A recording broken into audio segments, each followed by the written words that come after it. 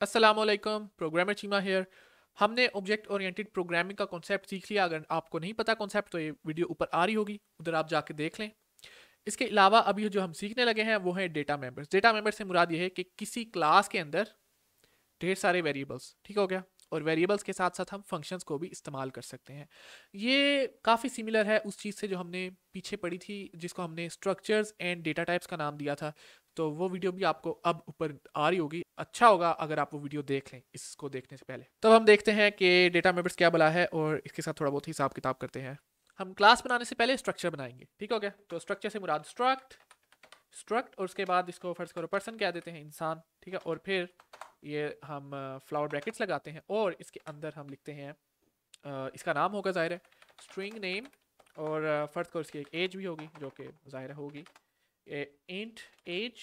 और इसका एक वेट भी होगा, ठीक है, और हाइट भी होगी। ऑलराइट, तो अभी के लिए इतना ही रखते हैं, ठीक है।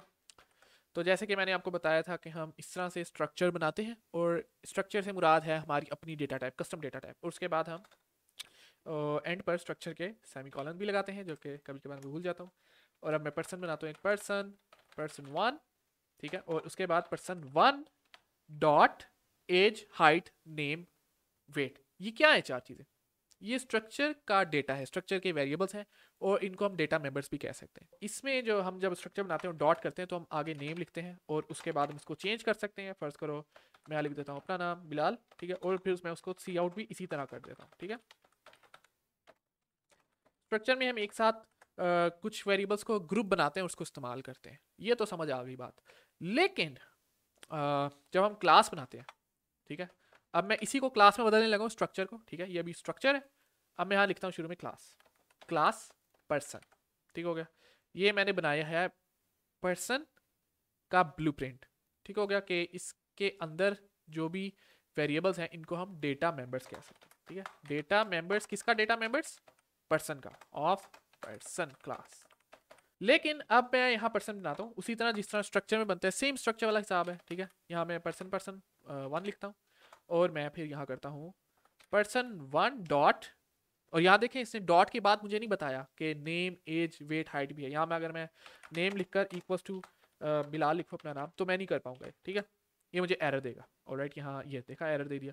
और इसने कहा है कि पर्सन नेम जो है वो इनअसेसिबल है। इनअसेसिबल मतलब है कि मैं इसको इस्तेमाल ही नहीं कर सकता। क्यों?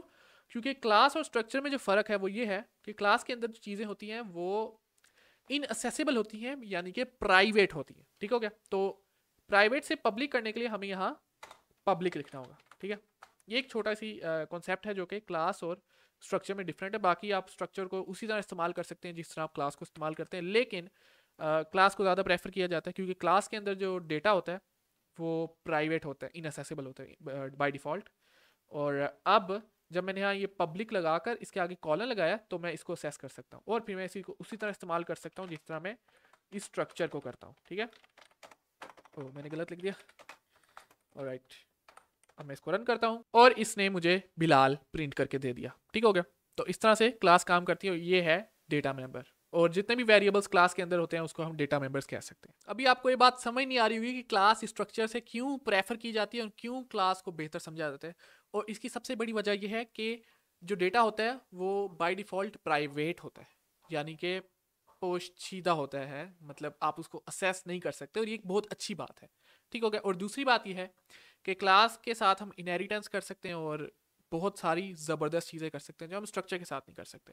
ऑलराइट, और वो इंशाल्लाह हम सीखेंगे। बहुत छोटा सा ये टॉपिक था, आई होप कि आप लोग को समझ आ गई होगी। मैं आपको एक दफ़ा फिर बता रहा हूँ कि आप स्ट्रक्चर्स एंड डेटा टाइप्स की वीडियो को देख लें, ताकि अगर आपको यहाँ थोड़ी बहुत कन्फ्यूजन लग रही होगी कि स्ट्रक्ट क्या है तो उससे हल हो जाएगी। उसके अलावा अगर आपको समझ नहीं है कि डेटा मेंबर्स क्या हैं तो आप ऑब्जेक्ट ओरिएंटेड प्रोग्रामिंग की मेरी what is object oriented programming की वीडियो है, उसको देख लें। उसमें मैंने एक कॉन्सेप्ट बताया हुआ है। और जहाँ तक सवाल है कि ऑब्जेक्ट ओरिएंटेड प्रोग्रामिंग क्यों ज़रूरी है, क्यों अच्छी है, किस तरह से फ़ायदा देती है, उसके लिए भी मैं वीडियो बना चुका हूँ इससे पहले, उसको भी आप देख लीजिएगा। तो बस यही वीडियो थी। अपना और अपने घर वालों का ख्याल रखें और खुश रहें। मिलते हैं अगली वीडियो में। अल्लाह हाफिज़।